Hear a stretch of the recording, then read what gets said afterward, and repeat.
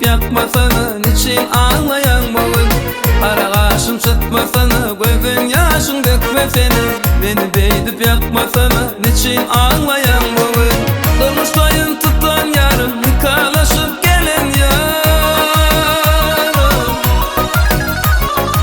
Durmuş toyun tutan yarım, nikahlaşıp gelen yarım. Bana bugün verin yarım, niçin ağlayan bugün? Bana bugün verin yarım, niçin ağlayan bugün? Yarın sevin alsanı, niçin ağlayan